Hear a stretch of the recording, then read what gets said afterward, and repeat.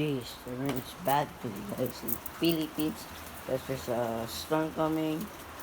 Luckily it did pass, but it's dangerous having with this rain. Also, that's my pick up right there.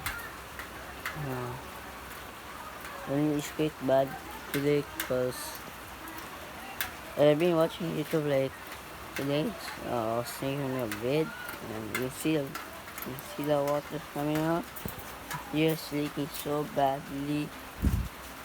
Also, the soap is good. Motorcycle still in good condition. And look, you can see the storm cell right there. I think I can see right there because like around right here. Also, I'm making a video coming soon, guys. Like, I'm not making a video